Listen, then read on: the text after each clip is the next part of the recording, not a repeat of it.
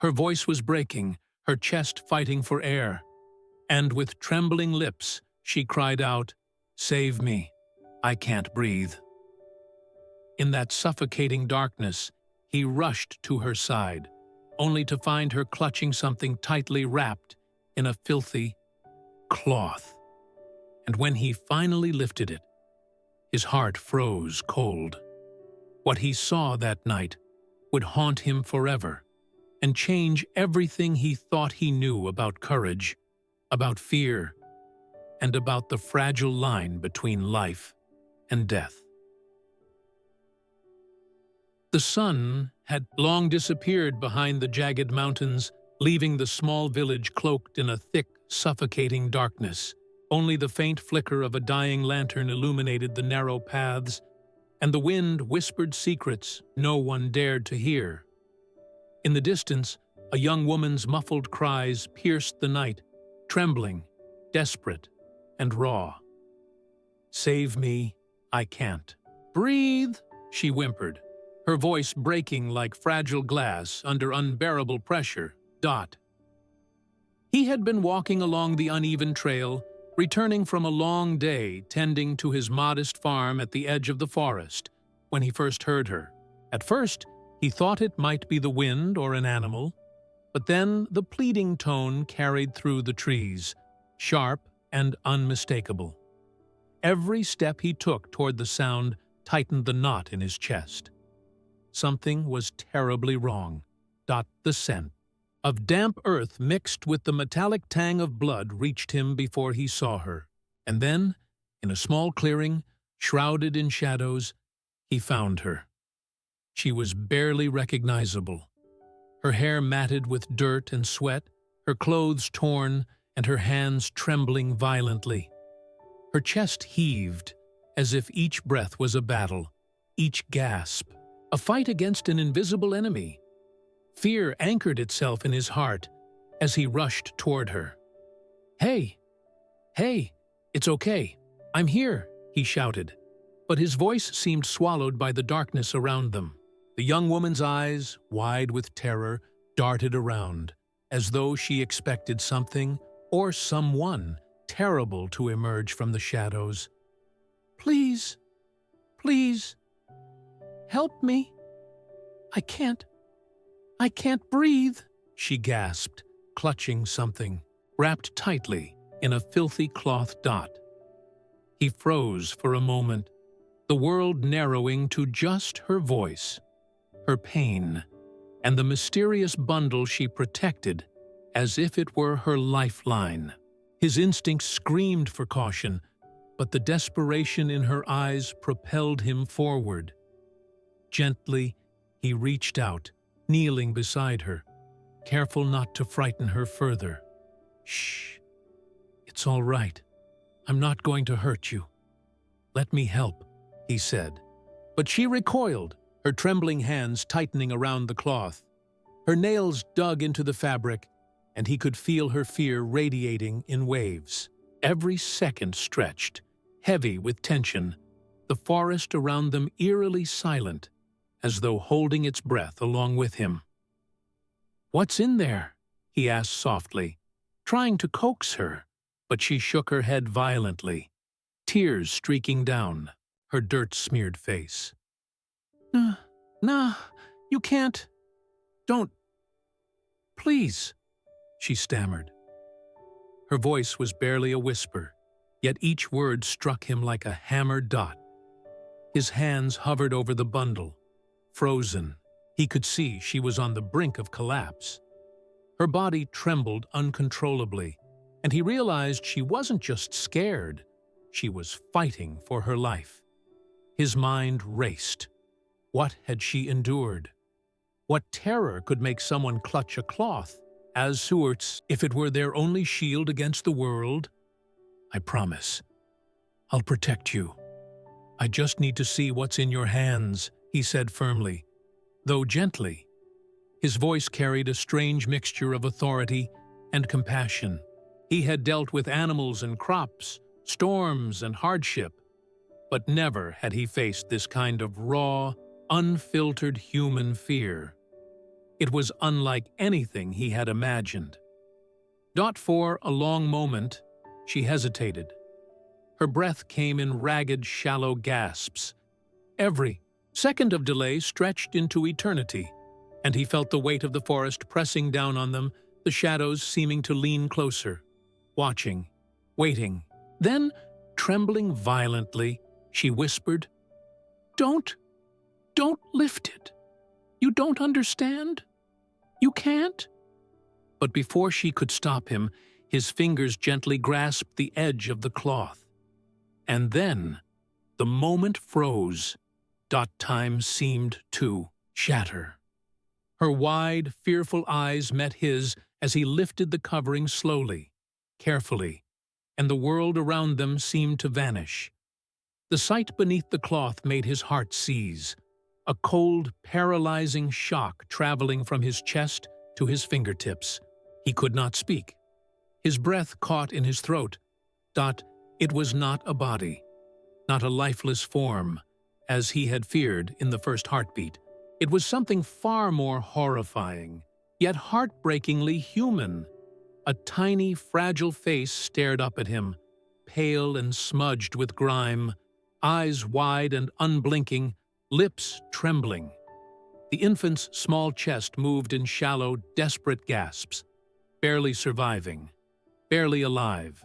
And then he noticed the faint bruises on the tiny arms, the red marks around its delicate neck, and the foul stench of neglect. The woman's trembling hands loosened as the weight of her secret seemed to fall onto his shoulders.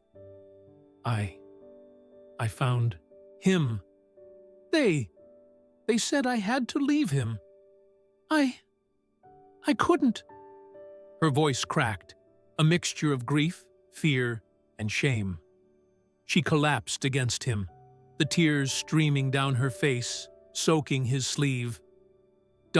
He held her, his mind racing for answers, for action.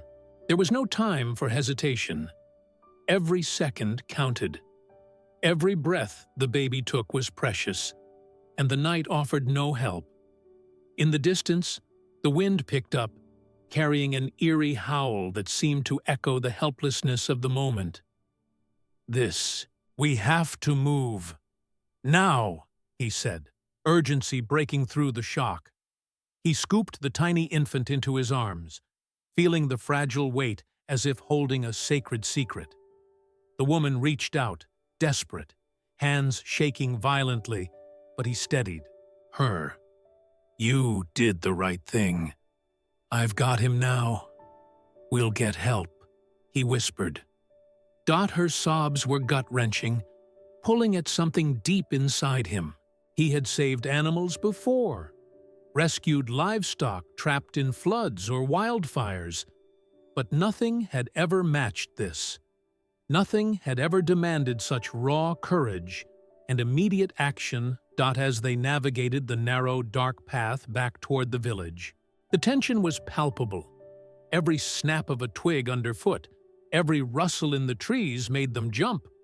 Fear was a living, breathing thing tonight, wrapping itself around them like a suffocating shroud. Yet, even in the midst of terror, there was a fragile hope. They were alive. The baby was alive. And for now, that was all that mattered. He could still feel the moment frozen in his memory. The instant the cloth lifted, the shock, the raw emotion, the helplessness, and he knew that nothing in his life would ever be the same again. This was no ordinary night. This was a night that would define him forever. A night of fear, courage, and the fragile, fleeting miracle of life. And as they emerged from the darkness, faint lights of the village glimmering in the distance, he whispered to himself, barely audible over the woman's sobs and the baby's shallow breaths, "We made it! We made it!" But deep down, he knew this was only the beginning. The horrors that had led to this moment were far from over, and the secrets hidden in the shadows of the night were waiting to reveal themselves piece by piece, with consequences none of them could yet imagine. The village lights grew nearer, casting a faint glow on the narrow dirt path, but they offered little comfort. The wind howled between the trees as if warning him that danger still lingered. He held the tiny infant closer, feeling the fragile chest rising and falling, each breath a miracle. The woman staggered beside him, tears streaking her face, her sobs quiet but relentless. Every step felt like walking through invisible flames, each moment thick with tension, every shadow hiding untold horrors. "We have to get him to the healer," he said, his voice firm but edged with urgency. "He won't survive much longer in this condition." The woman nodded, though her body trembled with exhaustion and fear. "Please, please save him," she whispered, clutching his sleeve as if her grip alone could transfer some strength. Into his arms, the healer's cottage was a small, humble structure at the edge of the village. Its windows glowed with a warm, welcoming light that cut through the oppressive darkness, yet even that comfort was tainted by dread. He burst through the door, calling out, "We need your help! Hurry!" The healer, an elderly man with a face lined by decades of hardship, rushed forward without hesitation. The infant was passed gently into the healer's hands. The healer's eyes widened as he examined the tiny body. "This child, he's been through unimaginable neglect. If you hadn't brought him now, he wouldn't have survived the night." His words sent a shiver down both their spines. The healer's hands moved quickly but delicately, checking for injuries, feeding the child small doses of medicine, and whispering soothing words to steady the frantic heartbeat. Meanwhile, the woman sank to the floor, her body shaking uncontrollably. I didn't know what else to do," she cried. They told me to leave him, said it would be better if I walked away. But I couldn't." Her voice cracked, tears spilling freely. The weight of her confession hung in the room, and he could see the depth of her terror. The guilt that had clawed at her soul for what felt like an eternity. He knelt beside her, offering what little comfort he could. "You did the right thing," he said firmly. "You saved him. That's what matters. Nothing else matters right now." But even as he spoke, a part of him knew that the night's events were only the first layer of a much darker truth. Someone had tried to destroy innocence, to crush life before it even began, and that someone had left scars far deeper than visible bruises. As the healer continued his work, the young woman's sobs gradually subsided into quiet, broken whispers. Her hands shook as she reached out to touch the infant's tiny fingers, tracing each one with trembling awe. He's so small, so fragile," she breathed. "I was supposed to protect him, and I almost failed." He placed a steadying hand on her shoulder. "You didn't fail. You acted with courage when it mattered most. That's more than anyone else could have done." The words seemed to offer a fragile bridge over the chasm of fear and guilt that had consumed her. And yet, the darkness outside the cottage felt alive, pressing against the walls, reminding them that safety was temporary, and the story was far from over. Minutes stretched into hours as the healer worked tirelessly. Each tiny heartbeat of the infant felt like a victory, yet every flinch and gasp reminded them of how close death had lingered. Outside, the wind carried distant howls, and shadows danced against the flickering lanterns, making the night feel alive with unseen threats. Every creak of the wooden floor, every rustle in the corners of the cottage, reminded them that someone or something might still be watching, Waiting. Finally, after what felt like an eternity, the healer stepped back. "He's stable, for now," he said cautiously. "But he's still extremely weak. We need to keep him warm, feed him carefully, and ensure he isn't exposed to stress. Any sudden shock could... His voice trailed off, leaving the unsaid horror hanging in the air. The woman wrapped the infant gently, holding him close as if her very heartbeat could protect him. "I promise, I'll never let anything happen to you," she whispered. Her voice was trembling, yet there was a spark of determination in her eyes, a fragile ember of hope that refused to be extinguished by fear. He studied her, his mind racing. There was more to this story than a child in danger. The woman had risked everything to protect the baby, and the questions that hovered in the shadows were growing too heavy to ignore. Who had tried to harm the child? Why had they left her without such impossible choices? And how far would they go to ensure the secret stayed buried? As dawn approached, casting pale light through the cottage windows, he realized the night had changed everything. The world outside seemed the same, but the lives inside that small room were irrevocably altered. Fear had given way to cautious hope, but the knowledge of what they had witnessed, the cruelty they had narrowly escaped, would linger in their minds like a shadow they could never fully escape. He helped the woman sit beside the cradle, her hands never leaving the baby's tiny body. "Rest for a moment," he said softly. "You've done more than anyone could ask. Let him sleep, and we'll face the rest together." She nodded, her exhaustion overwhelming, and her eyelids closed as she allowed herself a brief reprieve. But even as they rested, the distant memory of her initial cries haunted him. The sheer terror in her voice, the helplessness that had consumed her, and the moment when he lifted the cloth and saw the fragile life she had protected. It was a moment etched into his soul, a reminder of the delicate line between survival and tragedy, and of the courage that emerges in the face of unimaginable fear. Suddenly, a faint sound from outside the cottage made him stiffen. Footsteps, slow, deliberate, and heavy.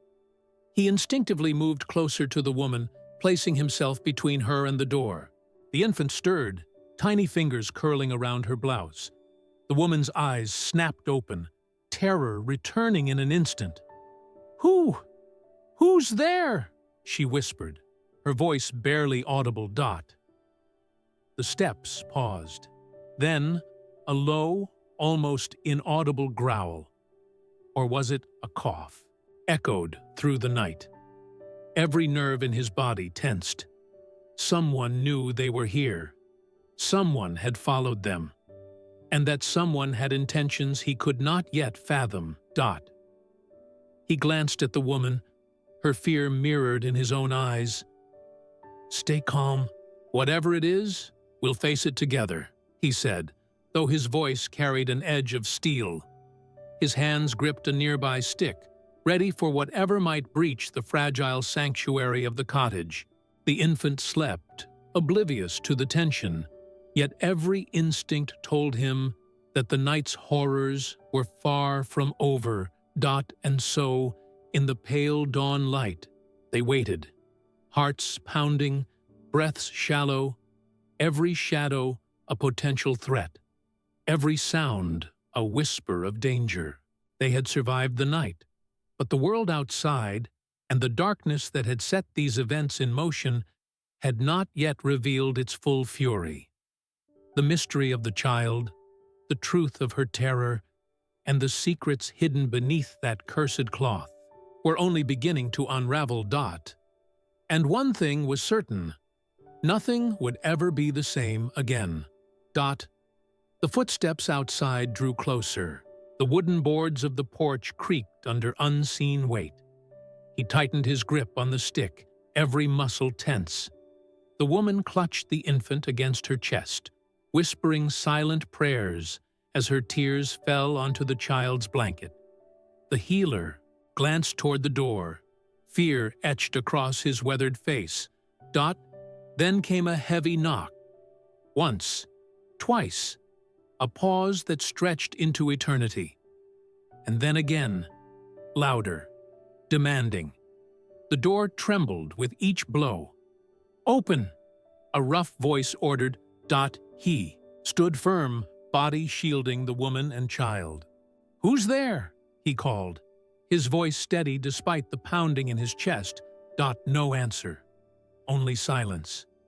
Then, the voice again, colder, sharper. "Hand over the child." The woman's sobs broke through the air. "No, no, they found us," she gasped, her arms tightening around the infant as if she could absorb him into her soul. "Stay behind me," he told her firmly. The door burst open, slamming against the wall. A man stepped inside, broad-shouldered, his face hidden beneath a hood. His eyes glowed with cruelty, his lips curled in disdain. He carried a blade, its edge catching the morning light. "You can't protect him," the intruder sneered. "He was never meant to live." The words cut deeper than any weapon.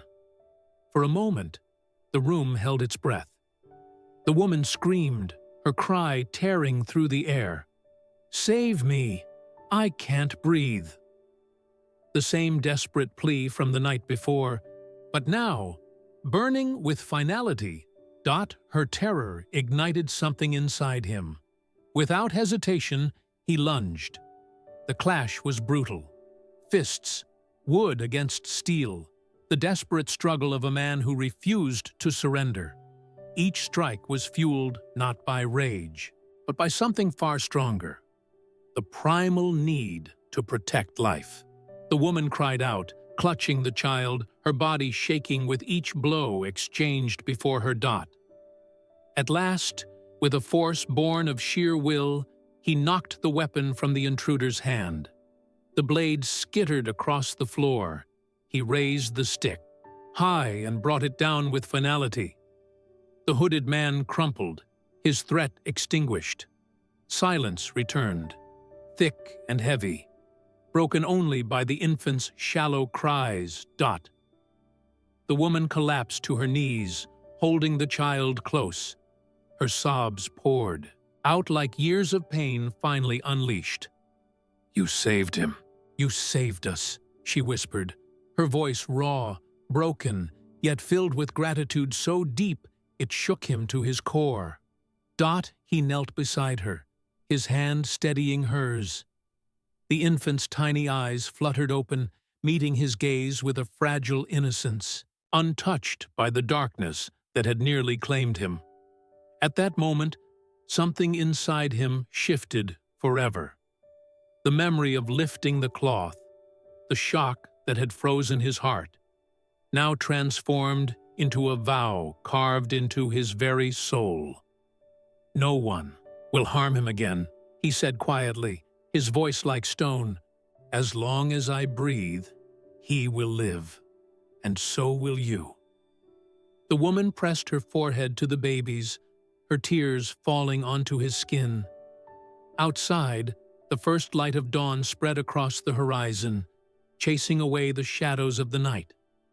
The baby cottage, once suffocated by fear, now held a fragile but undeniable hope. They had faced the darkness, and though scarred, they had survived. The moment he lifted that cloth had changed everything, revealing not just a helpless child, but a truth that bound their lives together forever. And as the sun rose higher, casting golden light on the child's fragile face, he realized that this was no ending at all. It was the beginning of a fight for life, for love, and for a future no shadow could ever fully extinguish. If this story touched your heart, don't forget to subscribe and turn on the bell icon so you never miss the next one. Please like this video if it moved you, and share it with someone who needs to hear it today. And if you haven't yet, make sure to follow our journey, because every story here carries a soul. Thank you for watching, and thank you for keeping these stories alive.